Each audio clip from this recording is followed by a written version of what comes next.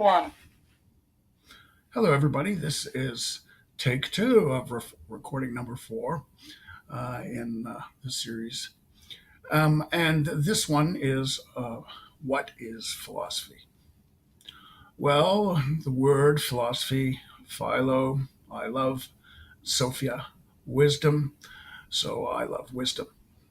The first thing to keep in mind is that the pursuit of wisdom for its own sake is a waste of time. Wisdom is to be used for purposes. And we seek wisdom in order to apply it to knowledge and information that is at our disposal. I say that the wisdom is sort of the finer element of knowledge. So we don't really get knowledge unless we really need to get it, unless we have a a hole in our understanding and we want to fill it up with some facts that we have discovered. So you can sort of orient your soul to wisdom, and the way to do that is to give to wisdom. To always think that you're giving to wisdom with all your heart.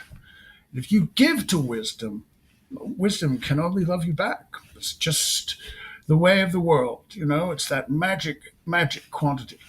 And how do you orient your heart to wisdom? You do that by orienting it to virtue. So orient your heart to virtue and ask your heart to orient you to wisdom, and it won't let you down. You'll start racing through all these different web pages to find the thing that you were looking for and add another card, or however you wish to store your important pieces of information. So, in a nutshell, pursuit of philosophy is the search for virtue. And philosophy was that which was left over from theology. First, theology explained everything. Then there were permitted discussions that didn't really affect the divine. It's like, well, when should we plant the crops? Oh, there's nothing in the sacred book about that. Oh, well, something to do with when the moon goes over. And, oh, well, be careful about that because the moon is you know what. And, well, yeah, so there's a lot of negotiating with priests about, like, oh, what can we think about and what we can't think about. And so philosophy kind of, was, I think, first about studies of the natural world. Natural philosophy. And then once they sort of figured out a lot of that, they had other things they wanted to think about. And there was moral philosophy and the philosophy of law. And those ones sort of took on lives of their own. And natural philosophy became science. And then that became physics and chemistry and biology and psychology. And all of these other things split off. And there's still stuff left over from philosophy. And well, most of it is garbage. It's just the entropy of the grand intellectual progress of civilization. Just whatever philosophy is left over is waste. It's garbage.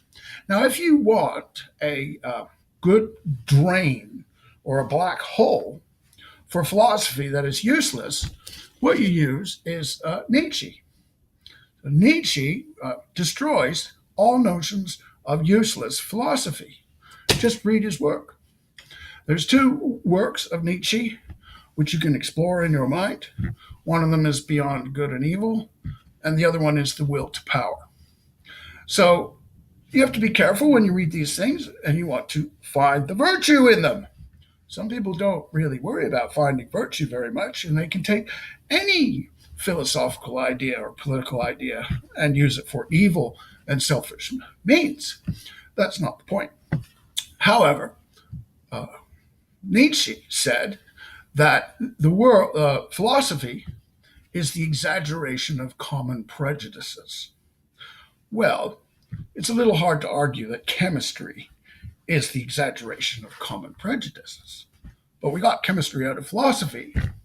But what Nietzsche was reading in philosophy was all the rubbish that was left over. And all he saw was, oh, this is just the exaggeration of common prejudices. So Nietzsche's very useful as it just turns all that nonsense into nothing, because out of nothing comes nothing. If you're trying to read some philosopher, medieval philosopher, who's writing these long, sophistic sentences, which really don't ring any bells, don't give you any kind of intellectual enlightenment, don't explain anything to you at all, and it's just a confusing string of words with verbs and adjectives and nouns, and pronouns, and intellectual concepts all mixed together, it is perhaps garbage. Okay, consider that. Quite possibly should just be thrown down the drain.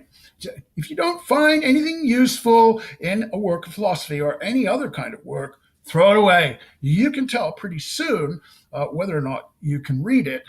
And it's not worth, if you see it after one or two pages that it's completely incomprehensible, it's probably not for your benefit that it's incomprehensible, but it's to keep up the sales of the books so that the professors can spend hours trying to figure out what all these things mean, because they have the time to do so and we do not.